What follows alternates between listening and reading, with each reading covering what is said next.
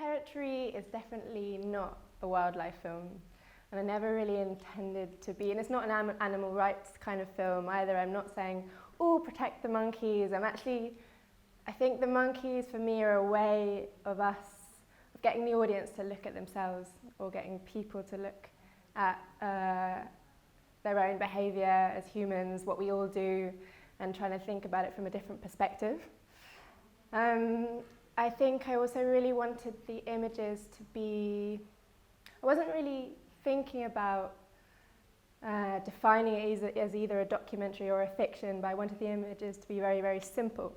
And I wanted the experience that the audience had when they were watching the film to be one of enjoyment and simplicity, and any thoughts or kind of reflections to come after the film. And so I suppose when I was making the film, I was thinking quite a lot about the films of Jacques Tati, which are both very, very entertaining, but very, very thoughtful, and they have a lot to say about, modern day, and the rules by which we live, and actually how absurd they are. I also really, really love a filmmaker called Vortsavoy, don't know whether you know him, whose images, he makes the most of pure observation. And out of the kind of tiniest moments of reality, he makes something quite incredible, like something completely absurd. And I think actually you can do that in documentary. You can get to a level where it almost becomes so absurd. You make reality into something so crazy that by looking at it so closely, almost under a microscope, that it reaches a new level. But, you have to kind of keep looking at something, keep looking at something, keep looking at something.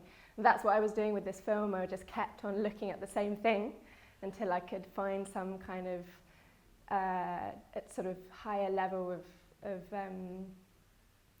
reality, heightened reality. Okay. Because for me, Gibraltar is a territory in the most extreme sense of the word, because it is literally a rock in the Mediterranean that is attached to Spain that belongs, for some absurd historical reason, to Britain. It's a rock with a British flag on, and for me, everybody there has a stronger sense of being British and belonging to Britain, and they have sort of these strong nationalistic ideas. It's even stronger than how Britons themselves feel about their country. So for me, it was a perfect place to examine this idea of this kind of warped, extreme idea of identity that's at the same time a bit alienated from the source of that identity. In a way, it's like going to Gibraltar High Street is like going to a high street in the UK 50 years ago. And they make sort of huge things out of phone boxes and these small symbols of being British.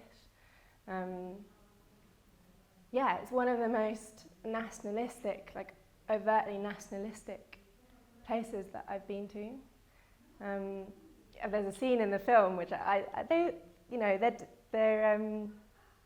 a scene in the film where they're doing cannon reenactments, which up and down the kind of main square of Gibraltar and shouting 1, 2, 3 Gibraltar. And it is also a very military place because it's traditionally a UK military base.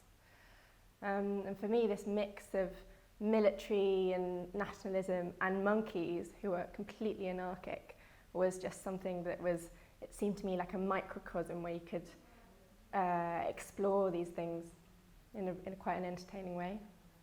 Yeah, I would say that I never intended the film to be a metaphor for migration, but I did intend the film to pose questions about ownership over territory. So why should such and such a people, such and such a person own one bit of land over another bit of land?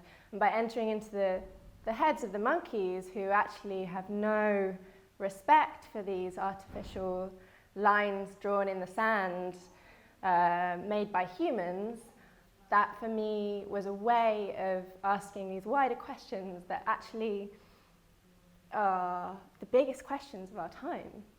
Why do we have these borders where people can and can't go, where one country owns this and another country owns that? Where does this logic come from? And actually, from another, taking a step back and taking another perspective, it is quite absurd.